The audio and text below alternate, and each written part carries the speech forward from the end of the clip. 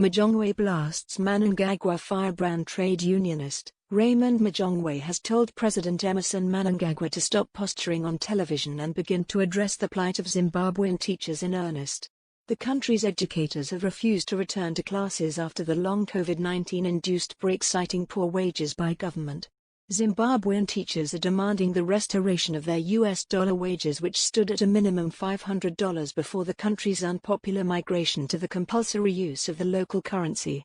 However, Majongwe, who is Progressive Teachers Union of Zimbabwe Secretary General, found it rather insincere of President Mnangagwa to be issuing threats and related statements on television without committing himself to ending the impasse.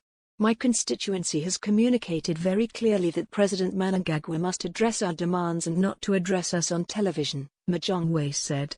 "Teachers have no money. The government should give us money." Sentiments by the Toots chief come after a lot of Zimbabwean school pupils failed to learn during the full resumption of schools Monday when teachers failed to turn up.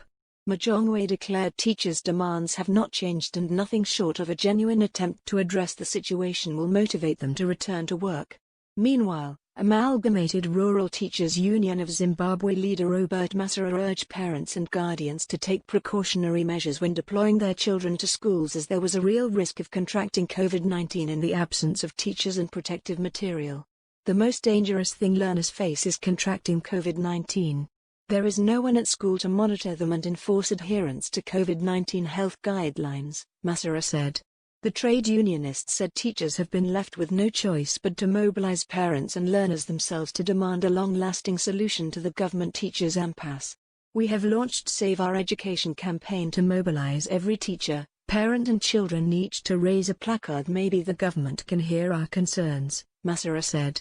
Reached for comment on the recurrent crisis in schools, primary and secondary education Minister Kane Matema took a defiant stance, telling NewZimbabwe.com reporters to visit some local schools and observe if the situation was not normal. "What have you seen yourself? Report what you have seen. Schools have opened today. Why are you asking?" Matema said before he dropped the line. Investigations by NewZimbabwe.com however established that school heads at government and council schools in Harare struggled to control learners who were idle.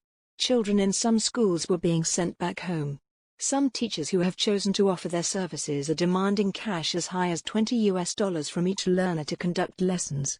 They argue they were not getting enough from government.